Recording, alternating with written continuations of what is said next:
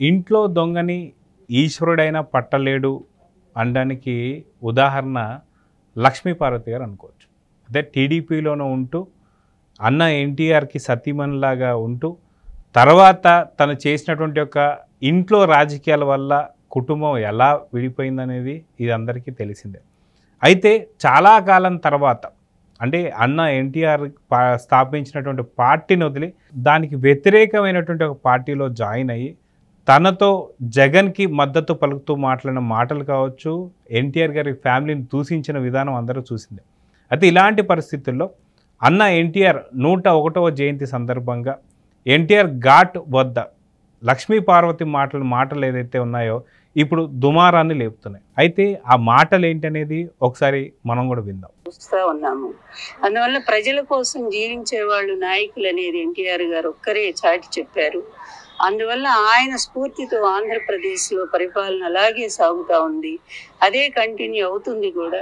అందువలన రేపు 4వ తారీఖు జరిగే ఎన్నిక తర్వాత ఆంధ్రప్రదేశ్ మళ్ళీ ఒక సుభిక్షమైన శాంతియుతమైన పరిపాలన అందుకుంటుందని, అందుకు ఎన్టీఆర్ గారి ఆశీస్సులు నిండుగా జగన్మోహన్ రెడ్డి గారికి అందాలని కోరుకుంటూ సెలవు తీసుకుంటారు.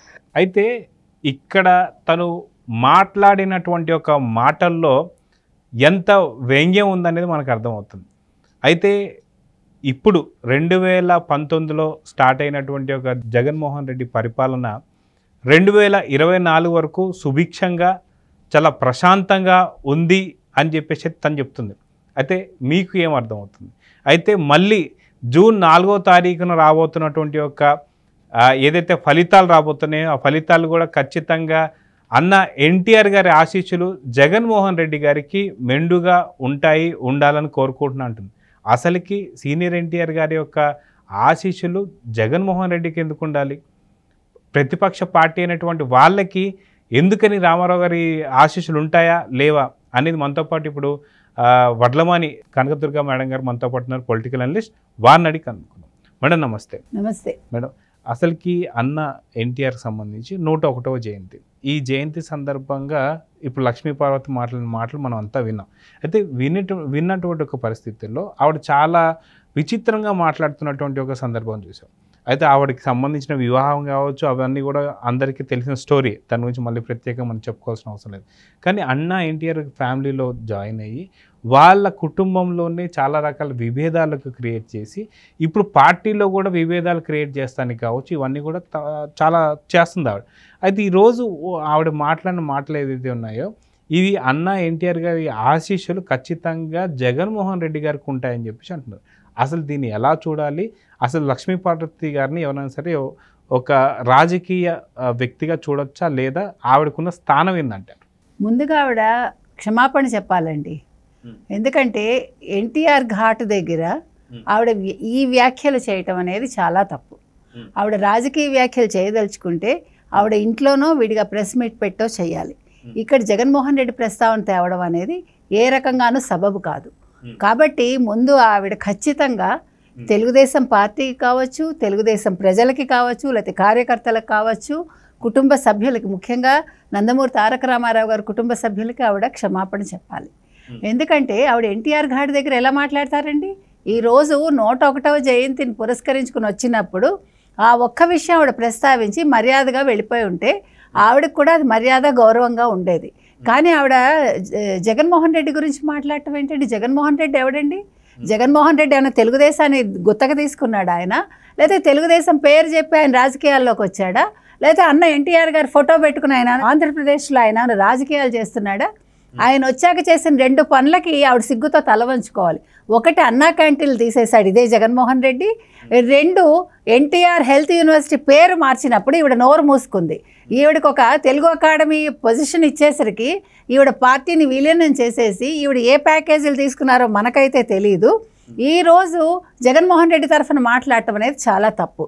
తర్వాత అవినీతి గురించి లేకపోతే అభివృద్ధి గురించి ఆవిడ మాట్లాడటం సిగ్గుచేటు.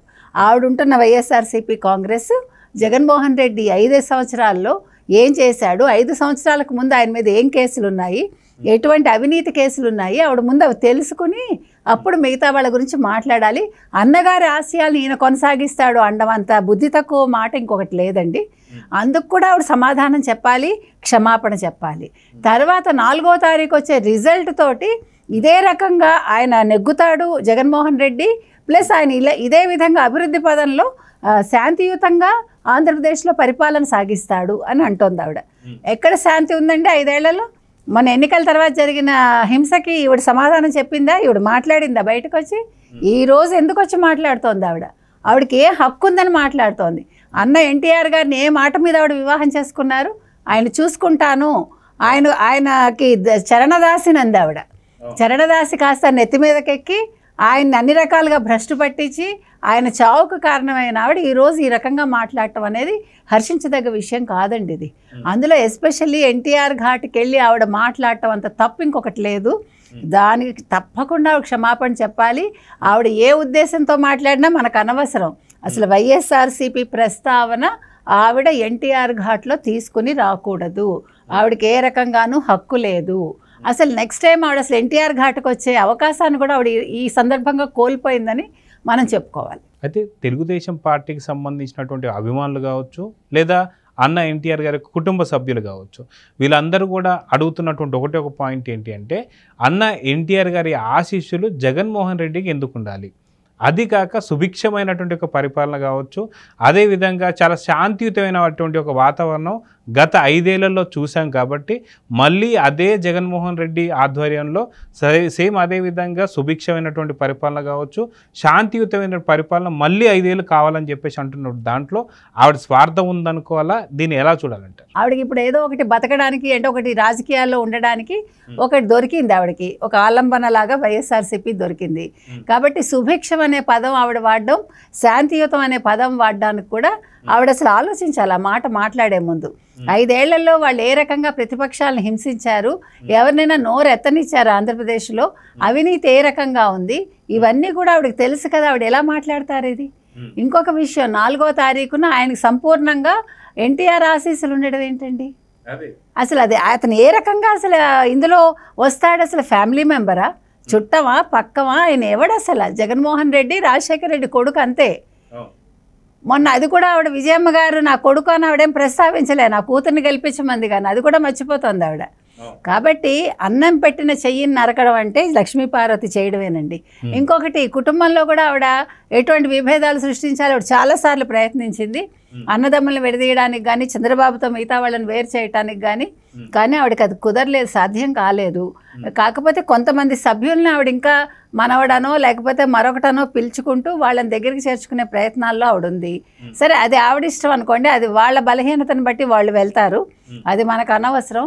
ఏది ఏమైనా ఇవాళ లక్ష్మీపార్వతి గారు చేసింది మాత్రం చాలా పెద్ద తప్పిదం అండి. ఇది ఇవాళ అన్నగారికి జయంతి కాదండి, ఆయన నిజంగా దుఃఖిస్తున్న రోజు ఈరోజు. తర్వాత ఇంకొక మాట కూడా నిన్న ఆవిడ అంది, నాకు నిన్న కళ వచ్చింది, రాజశేఖర రెడ్డి కల్లోకి వచ్చాడు, ఇదేంటి నెక్స్ట్ జగన్మోహన్ రెడ్డి సీఎం అవుతాడని చెప్పాడు నాకు, 4వ తారీఖు రిజల్ట్స్ వైఎస్ఆర్సీపీకి అనుకూలంగా వస్తాయని. ఇవాళ అన్నగారి జయంతి కదండి, 28వ తారీఖు. 27వ తారీఖు నీకెవడు కల్లోకి రావాలి?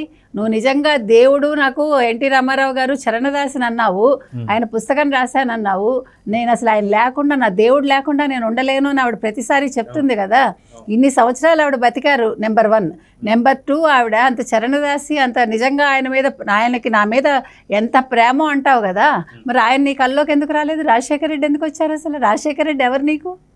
నిన్నగాక నువ్వు వైఎస్ఆర్సీపీలోకి వెళ్ళావు, అంతకుముందు ఇదే రాజశేఖర రెడ్డిని నువ్వు తిట్టావు కదా, అదే కాంగ్రెస్ పార్టీని నువ్వు తిట్టావు కదా.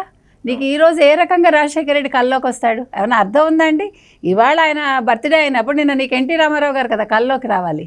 అసలు ఇవన్నీ ఆవిడ మాట్లాడే మాటలు ఎంత అసహ్యంగా ఉన్నాయంటే, ఆవిడేదో చాలా తెలివిగా మాట్లాడుతున్నాను, లేకపోతే ఈ పేటీఎం బ్యాచ్ లాగా ఆవిడ కూడా జగన్మోహన్ రెడ్డికి వత్తాసు పలికితే రేపొద్దున ఇంకొక ఏదో ఒక పోస్ట్ వస్తుందిలే నాకని అనుకుంటోందేమో ఆవిడ వయసుకి తగ్గట్టు ఆవిడ బిహేవ్ చేసి ఆవిడ ఇంట్లో కూర్చొని హ్యాపీగా పుస్తకాలు రాసుకోవడమో చదువుకోవడమో చేస్తే ఒక మర్యాద అండి.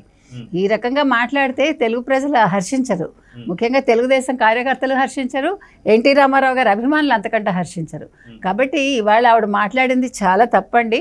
ఆవిడ తప్పక క్షమాపణ చెప్పి తీరాలంతే. అయితే ఇక్కడ ప్రముఖ హీరోలుగా కొంతమంది అయితే నందమూరి వంశంలో కావచ్చు, నారా వంశంలో కావచ్చు, చాలామంది అయితే ఉంటున్నారు.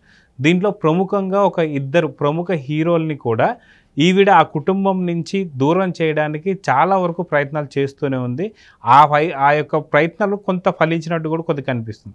నిజంగా కుటుంబాల్లో ఉన్నటువంటి ఒక వారిని విడదీయడం కావచ్చు, ఈవిడ కుటుంబ సభ్యురాల కింద ఎలా ఉంటుంది అనుకోవచ్చు? ఈవిడ ఇంకా కుటుంబ సభ్యురాలుగా ఎవరు కన్సిడర్ చేస్తున్నారండి? ఎవరు చేయట్లే.